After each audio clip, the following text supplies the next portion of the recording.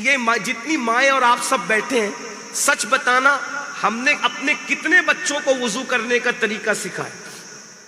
بتاؤ، ہم کو خود کو نہیں پتا ہے وضو کرنا. وضو کرنے جاتے ہیں تو ادھر ادھر سے پانی چپوڑ لیتے ہیں، منہ پہ چھپکیاں مار لیتے ہیں، کھڑے ہو جاتے ہیں. ایسے وضو نہیں ہوتا. بائک چلانے سے پہلے بائک سیکھی، کاروبار کرنے سے پہلے کاروبار سیکھا، موبائل چلانے سے پہلے موبائل سیکھا. تو ہر کام سیکھ کے کیا، اور اللہ کی نماز بغیر سیکھے پڑھ رہے. یہی ہے، یہی نماز کی اہمیت ہے، یہی دین کی اہمیت ہے. میرے بھائیوں، سب سیکھا، دین نہیں سیکھا. سب سیکھا، مذہب نہیں سیکھا. سب سیکھا، اسلام نہیں سیکھا.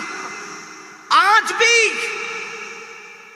ہزاروں مسلمان ہیں جن کو وضو کرنا نہیں آتا، جن کو نماز پڑھنا نہیں آتا. بس وہ ایسی جو جی میں آتا ہے کرتے رہتے ہیں. اور کیا کہتے ہیں؟ ارے مولوی صاحب، مولانا صاحب، باپو، جیسا کرو اللہ قبول کرتا ہے. تو جیسا کرو اللہ قبول کرتا ہے تو پھر اس نے نبیوں کو کیوں بھیجا؟ نبیوں کو بھیجنے کا مطلب یہی ہے کہ جیسا کرو ویسا نہیں چلے گا. نبی نے جیسا طریقہ بتایا اس کے طریقے کے مطابق چلے گا. کچھ لوگوں کا حال یہ ہے، وہ سمجھتے ہیں ہاتھ منہ دھونا ہی وضو ہے. نہیں، وضو کا ایک طریقہ ہے. بیٹھو علماء کے پاس، سیکھو. نماز کا ایک طریقہ ہے، ویسے ہی پڑھو گے تو نماز ہوگی. اور کچھ نہیں، بہت مشکل نہیں ہے. 5 منٹ بیٹھ جاؤ کسی اچھے سکھانے والے کے پاس، وہ 5 منٹ میں وضو سکھا دے گا، آدھے گھنٹے میں نماز سکھا دے گا. بہت مشکل بھی نہیں ہے. دین آسان ہے، مگر کوئی سیکھو تو صحیح. ہم تو مائل بکرم ہے، کوئی سائل ہی نہیں، راہ دکھلائے کسے راہ روے منزل ہی نہیں. میں یہاں اگر ائمہ مساجد ہے تو ان سے گزارش کرتا ہوں، ان کا خادم ہوں، ان کی جوتیاں سیدھی کرنے کی سعادت حاصل کرتے ہوئے عرض کروں، اپنی قوم کو آدھا گھنٹہ جو بیان کرتے ہو، 25 منٹ بیان کرو، اور 5 منٹ میں ان کو کسی ہفتے وضو سکھایا کرو، کسی ہفتے ان کو نماز سکھایا کرو، کسی ہفتے ان کو روزے کے مسائل بتایا کرو، کسی ہفتے ان کو زکوٰۃ کے مسائل بتایا کرو، کسی ہفتے ان کو نکاح اور طلاق کے مسائل، تاکہ ہماری قوم کو ہم ایجوکیٹ کر سکیں، ان کو اسلامی نالج دے سکیں. 25 منٹ بیان ہو، 5 منٹ ان کو مسائل سکھا دو. پہلے تو ان کو بوریت لگے گی، لیکن دھیرے دھیرے اہمیت کی وجہ سے ان کو سمجھ میں آ جائے گا کہ ہاں یہ دین ہے. چلیے ایک مسئلہ میں آپ کو بتاتا ہوں کتنا اہم ہے. ہم لوگ نماز شروع کرتے ہیں اور نماز پوری پڑھ لیتے ہیں، لیکن پوری نماز پڑھنے میں ہماری زبان بھی ہلتی نہیں ہے. یہ شروع کیا، یعنی یہ دلی دل میں اللہ اکبر کا، دلی دل میں ثنا پڑھا، دلی دل میں سورہ فاتحہ پڑھی، دلی دل میں قل ہو اللہ پڑھی، تو نماز ہوئی ہی نہیں آپ کی. کیوں؟ کیونکہ اللہ نے ہمیں نماز سوچنے کا حکم نہیں دیا، بلکہ نماز پڑھنے کا حکم دیا. تو اب نماز پڑھیں گے کیسے؟ تو جو بھی آپ پڑھیں گے تو کم سے کم آپ کو اتنی آواز سے پڑھنا پڑے گا، اگر اکیلے بھی پڑھ رہے ہیں، کہ آپ کی آواز کم سے کم آپ کے کان میں آنا چاہیے. آپ کے کان میں اتنا زور سے مت پڑھنا کہ بازو والوں کو تکلیف ہو. جیسے اگر آپ تحریمہ کہہ رہے تو اس طرح کہیں آپ. یہ مائک ہے تو آپ کو سمجھ میں آ گیا، لیکن اگر مائک نہ ہو تو سمجھے آپ، یعنی آپ کی آواز آپ کے کان میں. پڑھنے کی تعریف ہی یہ ہے کہ کم سے کم اگر شور شرابہ نہ ہو، کوئی اور چیز نہ ہو، تو آپ کی آواز آپ کے کان میں آنی چاہیے. اب بتاؤ ایسے کتنے لوگ پڑھتے تھے؟ اب سبحان ربی العظیم پڑھنا ہے رکوع میں تو بھی منہ بند رہتا ہے، سبحان ربی العظیم پڑھتے رہتے ہو. کیوں؟ نماز کیسے ہوگی جب آپ پڑھیں گے ہی نہیں؟ تو صرف دلی دل میں کہتے رہتے ہو. تو رکوع میں جاؤ تو سبحان ربی العظیم، سبحان ربی الاعلیٰ، سجدے میں اتنی آواز سے پڑھو کہ آپ کے کان تک آپ کی آواز آنی چاہیے. اب یہ سب چیزیں لوگ سننا نہیں چاہتے، بور ہوتے اس میں. تو میں اپنے علماء سے گزارش کرتا ہوں کہ لوگوں کی پسند کی بات کرنے کی بجائے ہمیں لوگوں کی ضرورت کی بات کرنا چاہیے. کوئی پسند کرے نہ کرے، ہمیں اللہ کی پسند کا خیال رکھنا ہے. کوئی تقریر میں نعرہ لگائے نہ لگائے، سبحان اللہ کہے نہ کہے، یہ ان کی مرضی پہ چھوڑ دو. ہم اپنا ذمہ پورا کریں، کیونکہ ہمیں مر کر اللہ کی بارگاہ میں جواب دینا ہے. ایک نہ ایک دن ہماری قوم کو سمجھ آئے گی انشاءاللہ. اور قرآن کہتے وَذَكِّرْ फ़इन्न ज़िक्रा तनफ़उल मुमिनीन, कि मोमिनों को समझाओ कि समझाने से उनको फायदा होता है, मोमिनों को नसीहत करो, नसीहत करने से उनको फायदा होता है। नमाज पढ़ेंगे तो क्या मिलेगा? फौरन जवाब आ रहा है, हय्या अलस सलाह, हय्या अलल फलाह। नमाज की तरफ आओगे तो अल्लाह तुम्हें कामयाबी अता फरमाएगा। यानी नमाज में दुनिया की भी कामयाबी है, नमाज में आखिरत की भी कामयाबी है। नमाज ऐसी इबादत है, दुनिया और आखिरत दोनों कामयाब है। बल्कि आपको बताऊं नमाज की बरकत क्या है। नमाज की बरकत ये है, औलाद फर्मा बरदार होती है नमाज की बरकत से, बीमारियों का खात्मा होता है नमाज की बरकत से, रोजी में बरकत आती है नमाज की वजह से, चेहरे पे नूर आता है नमाज की वजह से, तकदीर संवरती है नमाज की वजह से। अंदाजा तो करें एक इंसान, मेरे अजीज भाइयों अंदाजा करो, अल्लाह के सच्चे नबी ने फरमाया नमाज से क्या मिलता है। इरशाद फरमाया गया जब बंदा सजदे में होता है तो अल्लाह और बंदे के दरमियान जितने पर्दे होते हैं वो सब पर्दे उठा दिए जाते हैं। यानी इधर मुसलमान सजदे में गया, उसको उधर अल्लाह मिल गया। तो जिस नमाज की बरकत से अल्लाह मिल जाता है, उस नमाज की बरकत से कौन सी नेमत नहीं मिल सकती। अल्लाह के रसूल ने फरमाया इसलिए, और फिर एक वक्त की नमाज के लिए सिर्फ 10 मिनट का टाइम लगता है। 10 मिनट से ज्यादा नहीं लगते।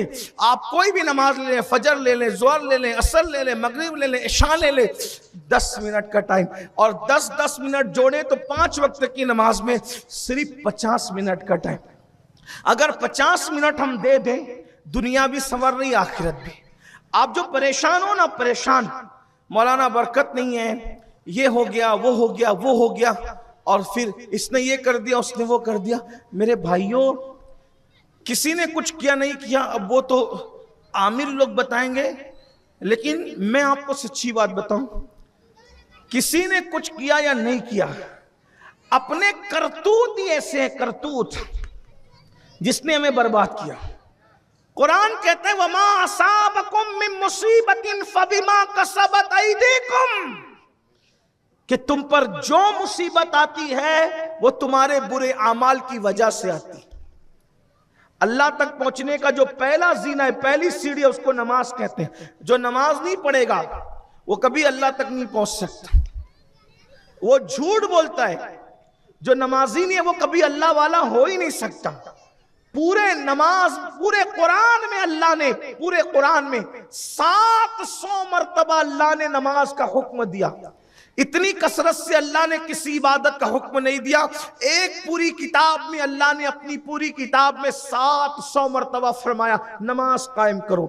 नमाज के फवायद, जो नमाज पढ़ेगा सेहतमंद रहेगा, तंदुरुस्त रहेगा, तवाना रहेगा, तकदीर संवरेगी। आपकी बच्चियों को रिश्ते नहीं आते, नमाज के बाद दुआ करके देखिए, अल्लाह का वादा है फैजा फरक़्त फंसब व इला रब्बिका फरग़ब। जब तुम नमाज से फारिग हो जाओ तो दुआ में मेहनत करो, क्या मिलेगा? दुआ में नमाज के बाद मेहनत करो तो क्या मिलेगा? अल्लाह ने पहले बयान फरमा दिया। अल्लाह पाक इरशाद फरमाता है इन्ना मअल उसरि युसरा, कि बेशक हर मुसीबत के बाद दोहरी आसानी पैदा करेंगे। कब पैदा करेंगे? मुसीबत के बाद राहत कब पैदा करेंगे? फैजा फरग़त फंसब व इला रब्बिका फरग़ब। तुम नमाज के बाद जब दुआ में गिड़गिड़ाओगे, हम तुम्हारी एक मुसीबत पर तुम्हें डबल राहत अता करेंगे, एक तकलीफ पर डबल राहत अता करेंगे। आपको हैरत होगी, हम टेंशन में आते हैं तो होटलों पे आके बैठते हैं, हम टेंशन में आते हैं पार्कों में जाते हैं, हम टेंशन में आते हैं तो मोबाइल लेके बैठते हैं, टेंशन में आते हैं तो किसी से झगड़ा करते हैं, मगजमारी करते हैं। अल्लाह के रसूल अलैहिस्सलाम जब बेचैन होते थे तो क्या करते? जब हुजूर अलैहिस्सलाम पर कोई तकलीफ आती थी तो क्या करते थे? अल्लाह के रसूल जब बेचैन और बेकरार होते थे, वो नबी जो हर बेचैन दिल का चैन, हर बेकरार दिल का करार, हर बेइत्मीनान को इत्मीनान अता करने वाली जात है, जिसकी तस्की से रोते हुए हंस पड़े। जब उस रसूल को बेकरारी होती तो कहते अरहना या बिलाल, ऐ बिलाल मेरी बेकरारी को दूर कीजिए, मुझे राहत पहुंचाइए। बिलाल कहते हुजूर कैसे राहत पहुंचाऊं? फरमाते अजान दो, हम नमाज पढ़ेंगे, अपने दिल को सुकून अता करेंगे। हुजूर नमाज फरमाते नमाज मेरी आंखों की ठंडक है। اب اپنی گفتگو کو سمیٹتے ہوئے ایک حدیث پڑھتا ہوں، ایک ہی حدیث پڑھتا ہوں، تھوڑی لمبی حدیث ہے. نماز پڑھنے سے اللہ ملے، نماز پڑھنے سے جنت ملے، نماز پڑھنے سے ہر نعمت ملے. نہیں پڑھو گے کیا ہوگا؟ مصیبت میں رہو گے، پریشان رہو گے. 95% لوگ نماز نہیں پڑھتے. دیکھو میں آپ کو اچھا مشورہ دے رہا ہوں، آپ کے یہاں برکت نہیں ہے، میں کسی اور کو نہیں کہہ رہا ہوں، اپنے آپ کو کہہ رہا ہوں. آپ میرے پاس آؤ گے اور مجھ سے کہو گے کہ تعویذ دے دو. میں کسی کو نہیں، کسی کو میں کیوں کہوں، میں تو گنہگار آدمی، میں کسی پہ تنقید کیوں کروں. لیکن اگر آپ میرے پاس آؤ گے حضرت تعویذ دو، سید تعویذ دو، اب آپ سے میں پوچھتا ہوں کہ جس کے گھر سے برکت اللہ اٹھا لے، تھوڑا عقل سے کام لو، عقل سے، جس کے گھر سے برکت اللہ اٹھا لے، تو ہے کسی کی تعویذ میں اتنی طاقت کہ اللہ کی اٹھائے ہوئے برکت کا مقابلہ کر سکے؟ بھائی کوئی بھی ہو، یہ تو بہت حقیر آدمی ہے جو آپ کے سامنے بیٹھا ہے. کوئی ولی ہو، کتب ہو، ابدال ہو، سب اللہ کے بندے ہیں، اور اللہ رب العزت کی مرضی پر سب راضی ہیں. ولی کو ماننے کا یہ مطلب نہیں کہ ہم اہل سنت یہ کہتے ہیں کہ اللہ جو نہیں چاہتا ولی چاہتا ہے. استغفر اللہ، ایسا کبھی نہیں ہو سکتا. ولی اللہ کی مرضی کے خلاف کبھی نہیں جاتا. تو جب اللہ برکت اٹھا لے، اللہ اٹھا لے، ہے کسی میں طاقت برکت لانے کی؟ پاگل ہوئے ہو؟ نماز نہیں پڑھ رہے ہو، اللہ نے برکت اٹھائی، اب تعویذ والوں کے پیچھے پھرتے ہو، تعویذ دو، بندش کرو، یہ کرو، وہ کرو. میرے بھائی نمازی آدمی بھی تمہارے گھر میں برکت نہیں لا سکتا، نمازی آدمی کا تعویذ بھی برکت نہیں لا سکتا، کیونکہ آپ نے نماز چھوڑی اور اللہ نے کہا کہ بے نمازی کے گھر سے میں برکت اٹھا لوں گا. اٹھا لوں گا تو اٹھا لوں گا، وہ اللہ ہے، وہ مالک ہے، مختار ہے، وہ اٹھا لیا اس نے. اب کون برکت لا سکے گا؟ کوئی نہیں لا سکے. مشہور بات ہے، سچی بات، سچ بات بری لگے تو آپ کو بری لگتی رہے، اور بری لگے تو معاف کریں، نہیں معاف کر سکتے تو بری لگتی رہے. میرے بھائی غوث پاک بھی غوث اعظم، جن کو ہم غوث اعظم مانتے ہیں سنی لوگ، اہل سنت، اہل اسلام، عاشقان رسول غوث اعظم، ان کے پاس ایک آدمی آیا، کہا حضرت میرے گھر میں برکت نہیں، کوئی تعویذ دو. غوث پاک نے اس کو تعویذ نہیں دیا. غوث پاک نے فرمایا بیٹا اپنے گھر کے دروازے پہ پردہ لٹکا دو. تعویذ نہیں دیا، کیونکہ غوث پاک جانتے ہیں اللہ اٹھا لے تو کوئی نہیں لا سکتا. اور غوث پاک سے بڑا ان کے دور میں توحید کا اعلان کرنے والا کون تھا؟ یہ ہم لوگوں پہ الزام ہے کہ ہم اللہ کے مقابلے میں ولیوں کو کھڑا کرتے. کیسے کھڑا کریں گے بھائیوں؟ بادشاہ کے مقابلے میں رعایا کیسے کھڑی ہو سکتی ہے؟ اللہ بادشاہوں کا بادشاہ ہے. جو ہم لوگوں کے بارے میں کہتے ہیں کہ ہم ولیوں کو اللہ کے مقابلے میں، اللہ کے مقابلے میں جو کسی کو بھی کھڑا کرے وہ کافر ہے. اللہ سے مقابلہ ہو ہی نہیں سکتا. لا رد لہ ولا مد لہ ولا مثل لہ ولا مثال لہ ولا جواب. اللہ کی کوئی مثل نہیں ہے، اس کی کوئی ضد نہیں ہے، اس کا کوئی مقابل نہیں ہے. ہمارا عقیدہ ہے ہر اللہ کا ولی اللہ کا بندہ ہے، اور ولی سے جو بھی فائدہ پہنچتا ہے وہ اللہ کی مرضی سے پہنچتا ہے.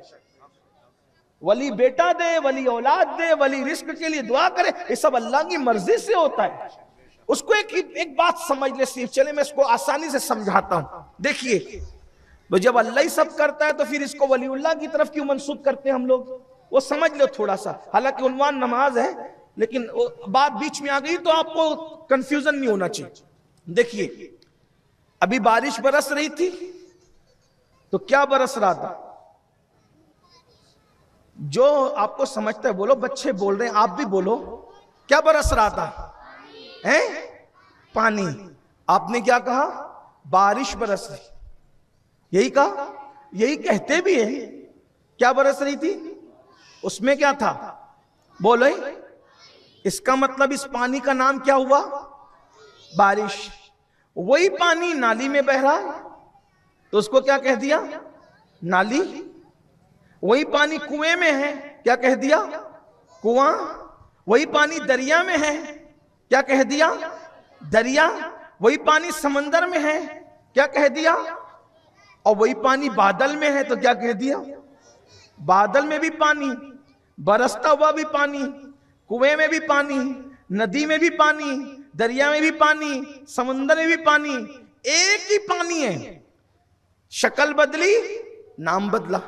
کبھی ایسا ہوا بارش برسی اور پانی نہ ہو، کنواں ہو اور پانی نہ ہو، دریا اور پانی نہ ہو، سمندر اور پانی نہ ہو؟ کبھی ایسا ہوا؟ بولے نہیں. پانی ایک ہی ہے، شکل بدلی، نام بدلا. جب پانی نہیں، بارش نہیں، پانی نہیں، دریا نہیں، پانی نہیں، سمندر نہیں، پانی نہیں، کنواں نہیں، پانی نہیں، نالا نہیں، پانی نہیں، تالاب نہیں. مطلب ایک پانی ہے. پانی ضروری ہے، پانی کے بغیر کچھ نہیں. لیکن نام، شکل بدلی، نام. اگر ڈائریکٹ کوئی کام ہوا تو کیا کہتے ہیں؟ اللہ کی قدرت ہے، کرنے والا اللہ ہی ہے. لیکن بغیر کسی ذریعے سے ہوا تو کیا کہتے ہیں؟ اللہ کی قدرت ہے. لیکن ڈائریکٹ ہونے کی بجائے اگر وہ کسی نبی کے ذریعے ہو جاتا ہے تو کرنے والا اللہ ہی ہے، مگر نام بدل جاتا ہے، اس کو کہتے ہیں معجزہ ہو گیا. دیکھا، کر اللہ ہی رہا ہے، نبی کے ذریعے کر رہے تو وہ کیا نام ہو گیا اس کا؟ معجزہ ہو گیا. لیکن کر کون رہا ہے؟ اللہ ہی کر رہے ہیں. اشارہ نبی کی انگلی کا ہے، اشارہ نبی کی انگلی کا ہے. اور علی مرتضیٰ کے لیے سورج آ رہا ہے تو کیا کہتے ہیں؟ نبی کا معجزہ ہو گیا. پلٹایا کس نے؟ اللہ نے. اشارہ کس کا؟ نبی کا. پلٹانے والی ذات کس کی؟ اللہ کی. کیا کہا؟ معجزہ. اب اگر وہی کام ولی سے ہو، کرنے والا اللہ ہی ہے، لیکن ولی سے ہوا تو کیا نام ہو گیا؟ کرامت ہو گئی. اب اس کو سمجھ لیں. بیٹا ڈائریکٹ مل گیا تو کہا اللہ نے دیا، قدرت ہے اس کی. نبی کی دعا سے ملا تو کہا نبی کا معجزہ. ولی کی دعا سے ملا تو ولی کی کرامت. بات سمجھے؟ دیا کس نے؟ اللہ ہی نے. شکل بدلی، نام بدلا. اب بات سمجھ